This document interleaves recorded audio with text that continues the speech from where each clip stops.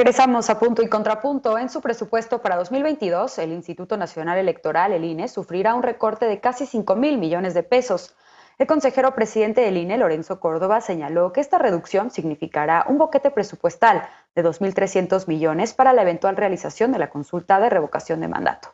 Córdoba dijo que gracias a los ajustes realizados en su presupuesto, lograron liberar 1.500 millones para hacer esta consulta.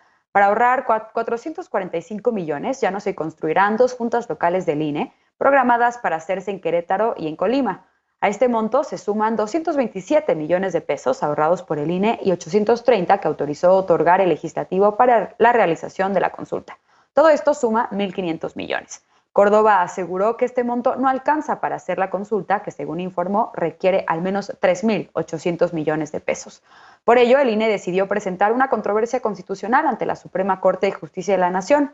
Será el máximo tribunal el que decida y defina cómo debe avanzar el organismo electoral en el proceso de revocación de mandato o si le deben entregar los recursos que requiere el INE para este ejercicio.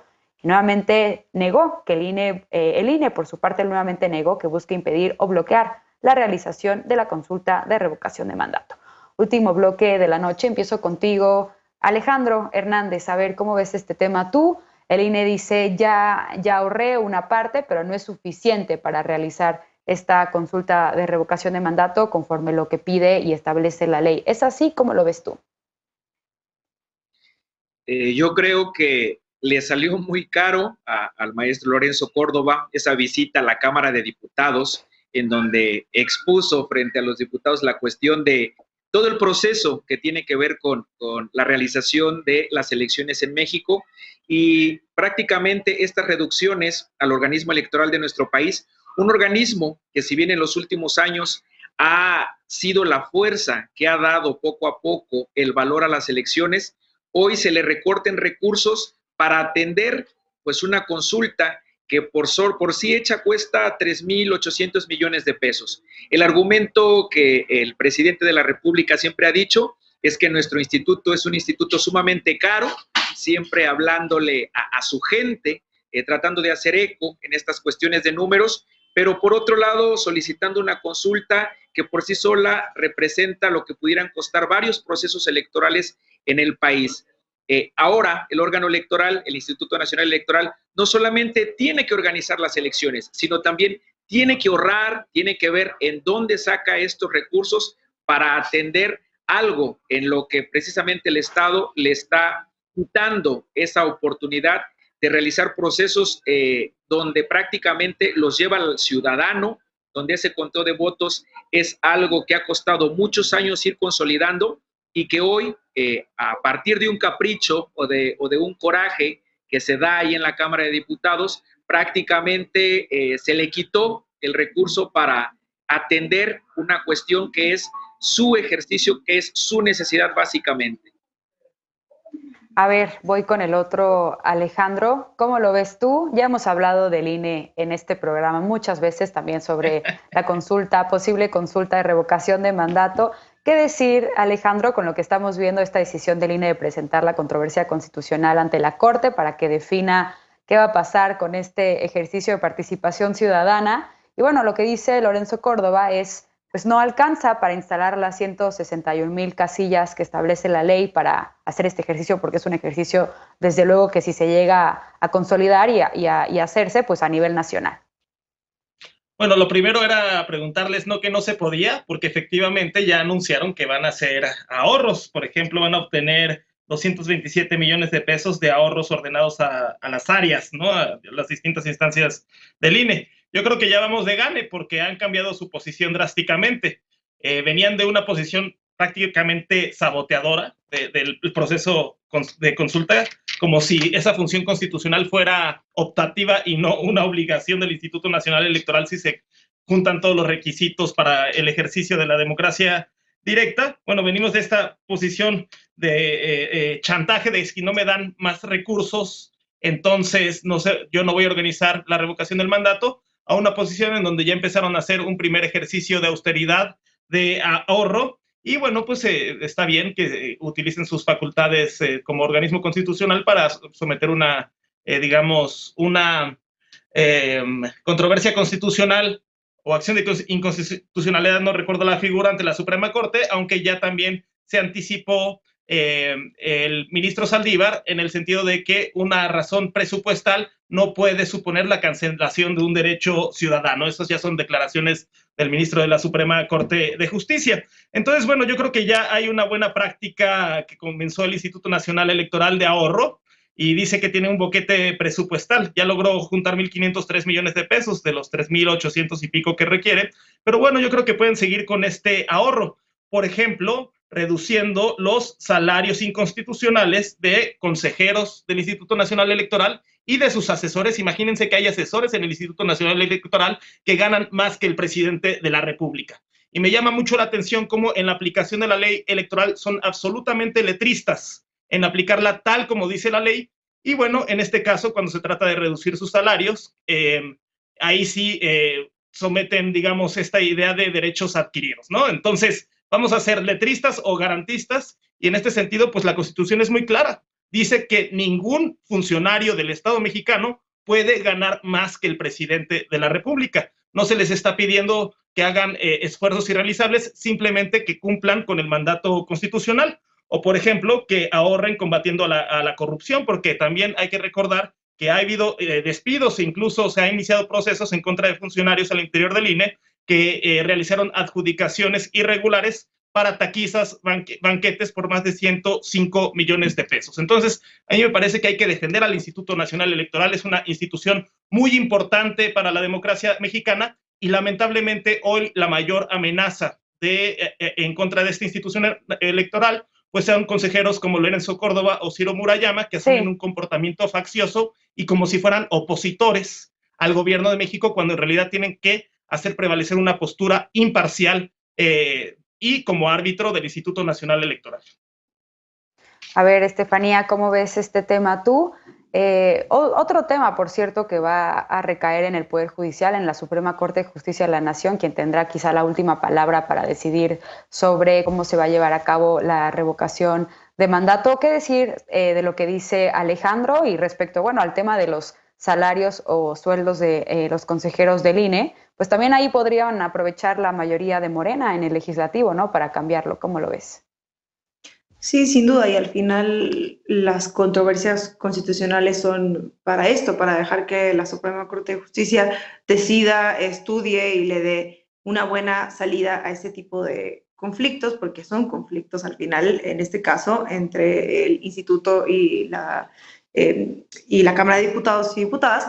Pero creo que lo que destacaría de esta controversia, que además no es nada distinta a la controversia que hubo cuando fue el juicio a expresidentes, por así decirlo, donde decían que no les alcanzaba. Bueno, en este caso es similar y se le está exigiendo a la Suprema Corte de Justicia o que decida exigirle al Congreso que le dé más dinero al INE, o que pueda pasar lo que pasó la vez pasada y es decirle, no, pues a mí se me hace que sí te alcanza, y le dan para atrás y tendrá que el INE hacer lo que puede con lo que tiene. A mí me parece que lo que hay que destacar es que efectivamente el INE tendría que estar para entender las necesidades de la ciudadanía y no al revés, y yo estoy muy preocupada porque veo a unos líderes de esta institución tratando de hacer que todo mundo se ajuste y que todo se ajuste a las necesidades del INE y no al revés. Y esto es complicado porque creo que puede poner en riesgo esta consulta tan importante para la democracia de México, que tiene que ser ante todo legal, que se tiene que llevar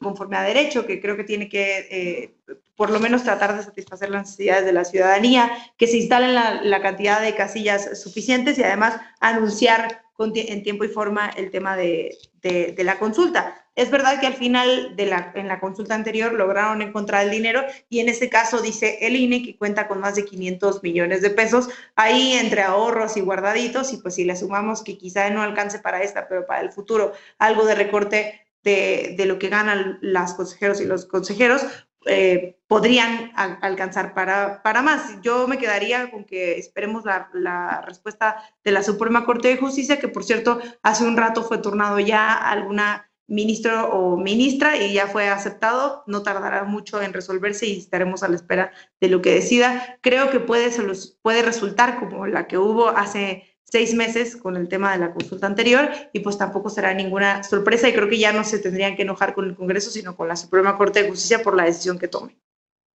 Y seguramente la vamos a discutir en este espacio también. Aurora, finalmente, ¿cómo lo ves? Tienes un contrapunto a lo que dice Estefanía. ¿Qué decir también de estos ahorros? Porque también habría que ver qué supone el que el INE esté ahorrando. Ya veíamos en el texto que yo leí como introducción, pues que no se van a llevar a cabo algunas juntas locales, creo que en Querétaro y en Colima, pero pues también habría ahí que ver, ¿no? ¿Qué supone estos ahorros para el INE? O si solo son, como decían Estefanía y Alejandro, pues los guardaditos. ¿Qué decir al respecto?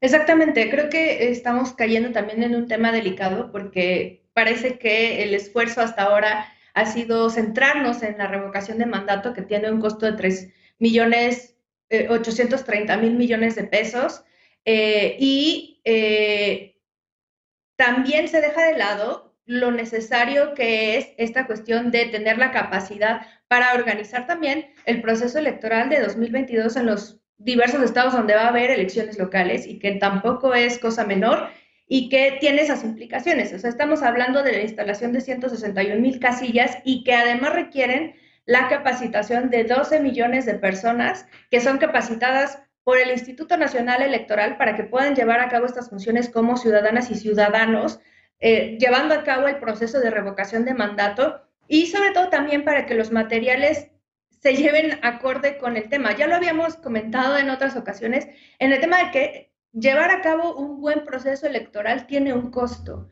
Y es un costo que a lo largo del tiempo parece que hemos olvidado y que se nos hace muy fácil y quisiéramos regresar a tiempos donde era muy fácil hacer una elección donde los materiales no eran de calidad y por ende se prestaba a muchas otras cosas. Y al contrario, creo que lo que se merece justamente garantizar este derecho ciudadano de participación en la vida democrática de nuestro país, pues requiere también garantizar que haya las condiciones debidas para que se lleve a cabo. Entonces, sí me parece un tanto absurdo nada más quedarnos en ese discurso con cosas que creo que se podrían repensar, redistribuir de alguna forma, pero creo que no van necesariamente por ahí. Y sigo insistiendo en esta cuestión de que se trata también esta cuestión del recorte presupuestal en un juego peligroso, donde el presidente de la República pues gana en cualquiera de los escenarios, porque o sale mal la cuestión de la revocación de mandato, y entonces es porque el INE no quería que saliera avante el proceso de revocación del mandato, o no sale bien el proceso electoral y entonces es ineficiencia del INE, o la dinámica de la estructura propia del INE no funciona y entonces ahí es una ineficiencia por parte de ellos. Entonces es una apuesta por partida triple para pues, ver de cómo se desprestigia al instituto y que al final pues terminamos perdiendo las y los mexicanos. A ver, se nos fue el tiempo, tengo solamente 20 segundos. Vi primero que alzó la mano Alejandro Encinas. Adelante para irnos a corte. A mí me preocupa mucho que los partidos que perpetraron los fraudes electorales del 88 y de 2006 hoy salgan a la defensa de un INE faccioso y esta convergencia discursiva entre las líneas de Lorenzo Córdoba, que por ejemplo en la FIL de Guadalajara, ¿no? En la Feria Internacional del Libro, dice atacar la pobreza y desigualdad con políticas clientelares abre paso a regresiones autoritarias, haciendo una clara alusión al gobierno de la 4T, con toda esta línea discursiva que trae la oposición. También es sintomático de este proceso de partidización del INE, pues que en las encuestas salga como uno de los aspirantes Lorenzo Córdoba. Eso es de llamar mucho la atención y es muy preocupante. Y que por ley, por lo pronto, no podría en el próximo proceso electoral. Vamos a verlo. Pero es el debate no queda aquí. Sí. Bueno, vamos a hacer una pausa y regresamos ya con la paparrucha de esta noche y para despedirnos de las y los panelistas. No te vayas.